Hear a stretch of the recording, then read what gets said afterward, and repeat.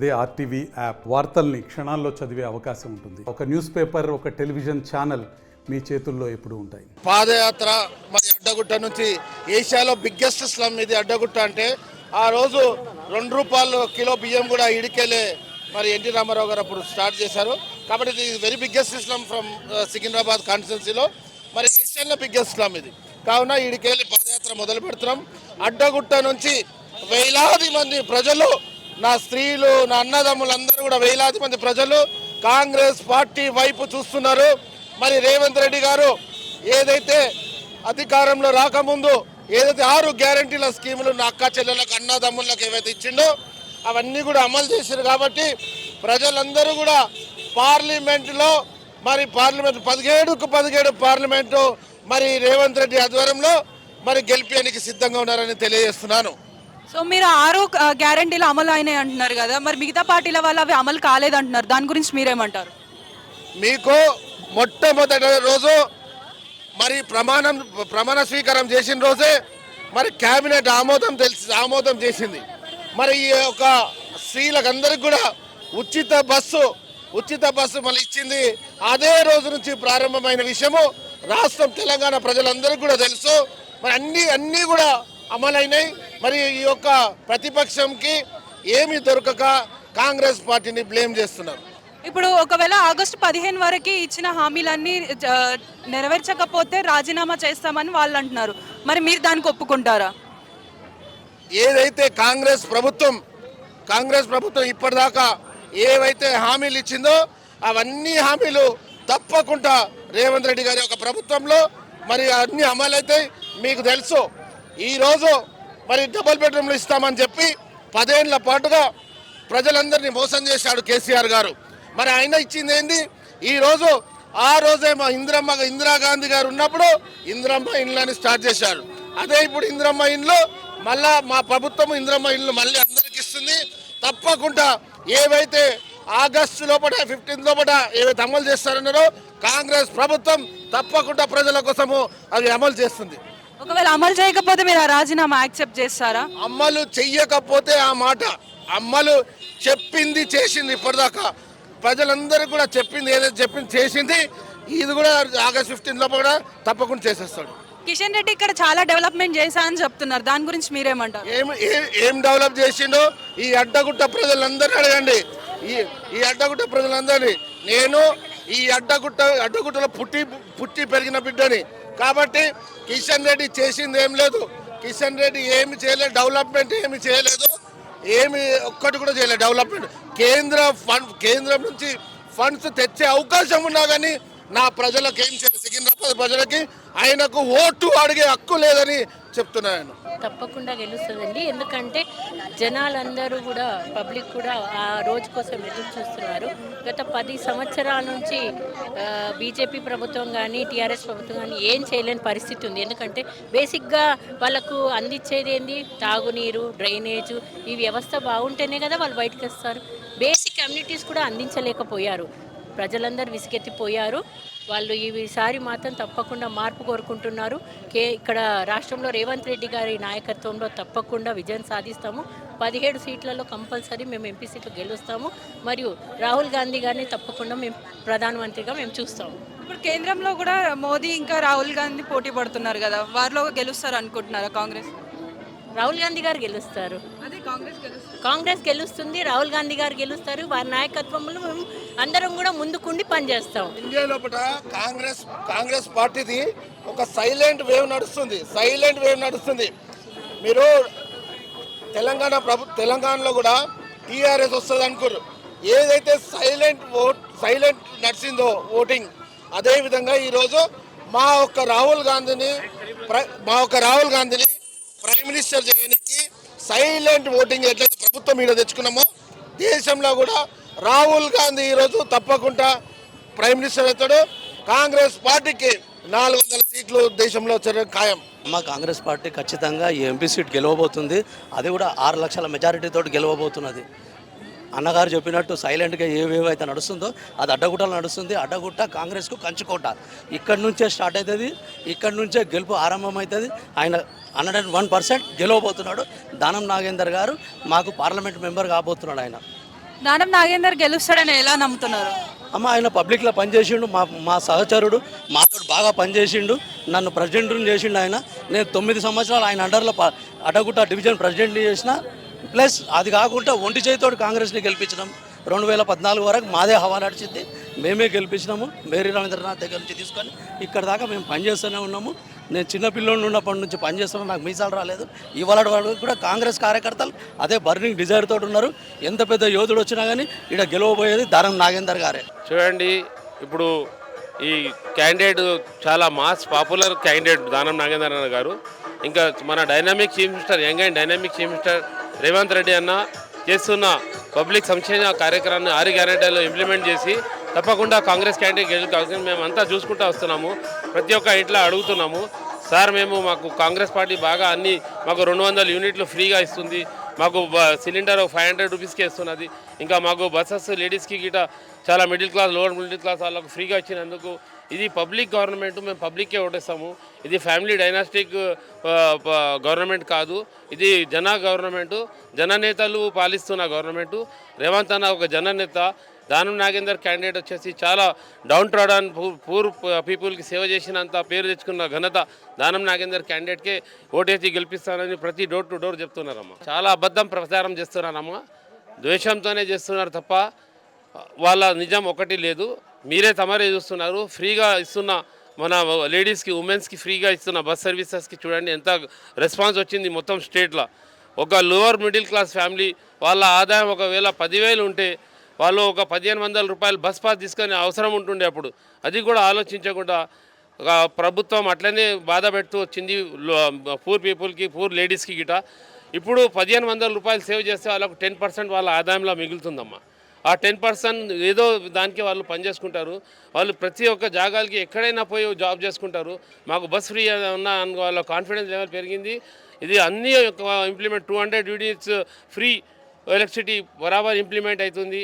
ఇంకా gas cylinder implement అవుతుంది. ఒకటే ఒక గ్యారంటీ, అది కూడా 15th ఆగస్ట్ లోపల అది ఫార్మర్స్కి ఇంప్లిమెంట్ చేస్తామని మా ముఖ్యమంత్రి, ప్రియతమైన ముఖ్యమంత్రి రేవంత్ అన్న గారు చెప్పారు. ఆయన మాటకు విలువ ఇచ్చే మంచి మాట మీద నిలబడి ఇది రాహుల్ గాంధీ ఇచ్చిన గ్యారంటీలో పక్కా ఈ గవర్నమెంట్ నెరవేరుస్తుంది, ఇంప్లిమెంట్ చేస్తుందని మేము ధైర్యంగా చేస్తున్నాం మేడం. దానివల్ల గెలుపు కోసమని మేము ఉస్మానియా యూనివర్సిటీ నుంచి ఒక 100 మంది వచ్చి విద్యార్థులు వచ్చేసి సికింద్రాబాద్ కాన్స్టిట్యున్సీలో భారీ ఎత్తుగా తిరుగుతున్నాం. ఇంతకుముందు 2 సార్లు గెలిచినటువంటి కిషన్ రెడ్డి చేసింది ఏం లేదు, సికింద్రాబాద్ నియోజకవర్గాల్లో చేసింది లేదు. సెంట్రల్ గవర్నమెంట్లో ఉన్నదట్టు ఎన్డీఏ గవర్నమెంట్ ఉన్నప్పటికీ ఈరోజు ఎటువంటి హామీలను నెరవేర్చించకుండా ప్రజలకి అంటే కడుపేద ప్రజల్ని పట్టించుకోకుండా ఆయన ఏదో షోపుటప్ చేసుకుంటా మేకప్ రాజకీయాలు చేసుకుంటూ ఎలక్షన్ ప్రచారం చేస్తూ తిరుగుతూ ఉన్నాడు. అట్లాంటి వ్యక్తిని గెలిపించొద్దు. ఎందుకంటే దానం నాగేంద్ర అనేటోడు ఇంతకుముందు వైఎస్ రాజశేఖర రెడ్డి గవర్నమెంట్లో అయితే తర్వాత ఇంతకుముందు ఉన్నటువంటి గవర్నమెంట్లు అన్నింటిలో కూడా మినిస్టర్ పదవి చేసాడు, ప్రజలకు దగ్గరగా ఉంటాడు, పబ్లిక్లో తిరుగుతూ ఉంటాడు, మార్నింగ్ వాక్ చేస్తుంటాడు, ప్రతి ఒక్కరిని ఎన్నుదట్టి వాళ్ళ యొక్క సమస్యలని దాడుకుంటారు. ఆయన పేర్లోనే ఉంది, దానం అనే పేర్లోనే ఉంది, దానగుణము ధర్మగుణము అని ఆయన పేర్లోనే ఉంది. కాబట్టి దానం నాగేంద్ర ఈసారి 2 లక్షల మెజార్టీతో కిషన్ రెడ్డి మీద గెలుస్తాడని ముమ్మాటికి మేము చూస్తున్నాం. మా నాన్న వచ్చేసి 50 ఏళ్ళ నుండి కాంగ్రెస్ పార్టీ చెందాడు, ఏ పార్టీ కూడా వెళ్ళలేడు. ఇక్కడే పార్టీలో కానీ మా నాన్న ఏది చెందలేడు, అన్నీ ఆయన తరపు నుండి మొత్తం పెడతా ఉన్నాడు. కానీ ఇంతవరకు పిల్లలకు కానీ కొడుకులకు కానీ ఏమీ చెందలేదు. మాకు కూడా మేము కూడా ప్రాబ్లంలో ఉన్నాం. ఇప్పుడు మాకు ఒక ఇల్లు లేదు, ఏది లేదండి, అలా ఉండిపోయాం. మేము కాంగ్రెస్ పార్టీనే నమ్ముకుంటున్నామండి. మేము ఆయన ఏమైనా చేస్తాడన్న ఆధారంతోనే మేము అదే ఆధారంలో ఉన్నామండి. మేము ఇంకా ఆయన ఇప్పుడు ప్రజలకు ఈ పింఛన్స్ ముసలి వాళ్ళకు చాలా వాళ్ళు రాలేకపోతారు, హాస్పిటల్కి కొందరు కదలలేకపోతారు. అలా నుండి సిస్టర్స్ కూడా ఇంటింటికి వెళ్ళి వాళ్ళకు వాళ్ళ ఏమంటారు బీపీ కానీ ఏమన్నా అయినా కానీ ఇంటికి వెళ్ళి ట్యాబ్లెట్స్ ఇవ్వడం ఇలాంటివి కొన్ని చేయాలి మేడం. మాకు చాలా బాధలు ఉన్నాయి మేడం. ఇల్లు లేదు, ఇంకోటి ఏంటంటే ఇల్లులు కూడా చేయాలి వాళ్ళకు. ఇంకోటి వాళ్ళకు వచ్చేసి మన డబుల్ బెడ్రూమ్స్ అంటున్నారు, ఏదేదో అంటున్నారు. అది వాళ్ళకు ఉన్నంత వరకు కొంచెమైనా ఇచ్చినా చాలండి మేడం.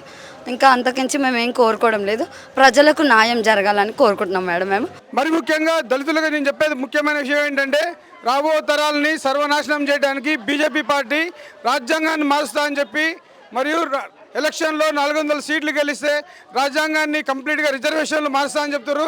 దీనివల్ల వచ్చే generations BC SC ST generations అన్నీ వాళ్ళు రిజర్వేషన్ అన్ని తీసేసి నాశనం చేయాలని చూస్తుండ్రు.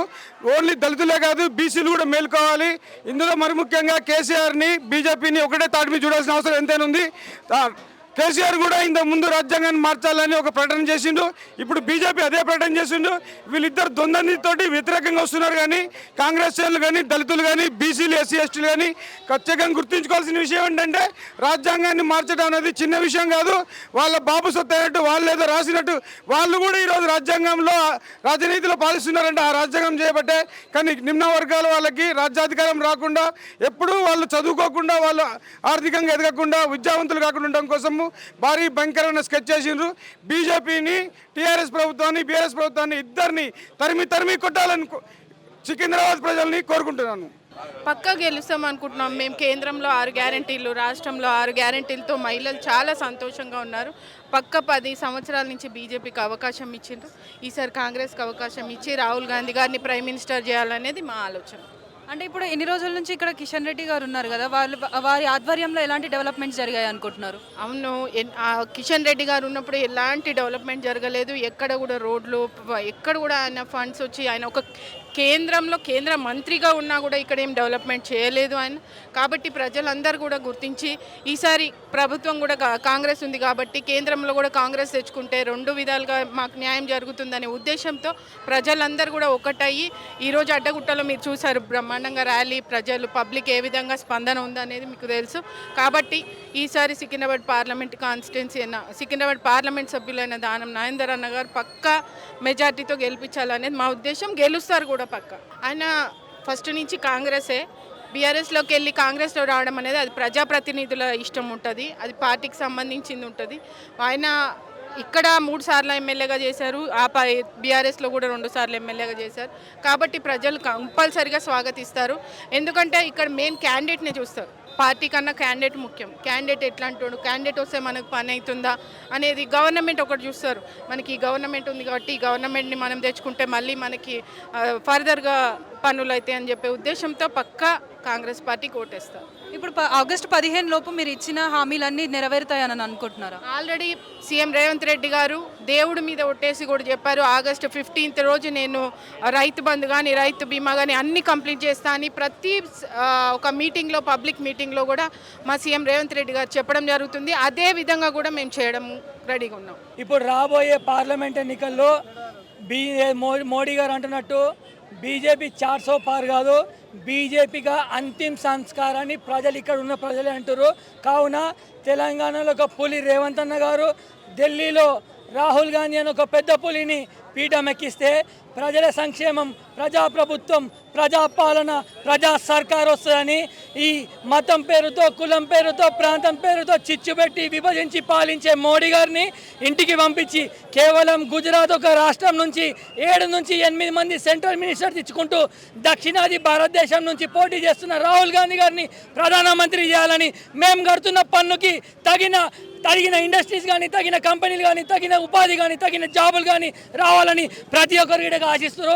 కావున ఈసారి దక్షిణాది రాష్ట్రం నుంచి రాహుల్ గాంధీ గారిని ప్రధానమంత్రి చేసుకుంటూ కంపెనీలు కానీ, పెట్టుబడులు కానీ మేము ఆకర్షించేలా కాంగ్రెస్ ప్రభుత్వం కానీ, రేవంత్ అన్న కానీ వారి స్టెప్ తీసుకుంటారని మేము భావిస్తూ ఇక్కడ దానం నాగేందర్ అన్న గారిని అత్యధిక మెజారిటీతో గెలిపించి చేతగాని దద్దమ్మ కేంద్ర మంత్రి కిషన్ రెడ్డి గారు ఒక్క కంపెనీ కానీ, ఒక ఉపాధి కానీ తీసుకురాలేదు. కేంద్రంలో 30 లక్షల గవర్నమెంట్ పోస్టులు, జాబ్స్ వేకెంట్ ఉన్నాయి, అవి తక్షణమే భర్తీ చేస్తా అని చెప్పి రాహుల్ గాంధీ గారు. మహిళల కోసం ఆర్థిక స్వాతంత్రం సంవత్సరానికి 1,00,000 రూపాయలు వారి ఖాతాలో వేస్తామని చెప్పారు రాహుల్ గాంధీ గారు. పేద పిల్లలకి ఉపాధితో పాటు మహిళల కోసం అలాగే హాస్టల్స్ ప్రతి జిల్లాలో నిర్మిస్తామని చెప్పారు రాహుల్ గాంధీ గారు. అలాగే స్టార్టప్ ఫండ్స్తో 5,000 కోట్ల నిధులతో జిల్లా స్థాయిలో స్టార్టప్ ఒక కంపెనీస్ కూడా ఎంకరేజ్ చేస్తారని చెప్పారు రాహుల్ గాంధీ గారు. కాంగ్రెస్ ప్రభుత్వం ఏర్పడిన తర్వాత విద్యార్థులకి, మహిళలకి ఉపాధి అవకాశాలతో పాటు వారి యొక్క మెరుగైన విద్యని అందించడమే రాహుల్ గాంధీ గారు భారత్ జోడో న్యాయయాత్రలో ప్రజల గుండెల నుంచి వచ్చిన మేనిఫెస్టోని రూపొందించారు కాబట్టి ప్రజలు అశేషమైన ఒక ప్రజలను మీరు చూస్తున్నారు. వారు రాహుల్ గాంధీ గారికి మద్దతు పలుకుతున్నారు. దానం నాగేందర్ గారిని గెలిపిస్తారని ఈ యొక్క సభాముఖంగా ఈ యొక్క మీరు ప్రజలు మీరు అశేష జనాభాని చూస్తే మీకు కూడా అర్థమై ఉండొచ్చు. కావున మేము మెజారిటీ కోసమే కొట్లాడుతున్నాము, మేము గెలుపు కోసమే కొట్లాడుతున్నాము. 1,00,000 2,00,000 అనేది మేము భావిస్తున్నాం మెజారిటీ. మరిన్ని వీడియోస్ కోసం ఛానల్ ని సబ్స్క్రైబ్ చేయండి, లేటెస్ట్ అప్డేట్స్ కోసం వాట్సాప్ ఛానల్ ని ఫాలో చేయండి అండ్ లింక్ డిస్క్రిప్షన్ లో ఉంది.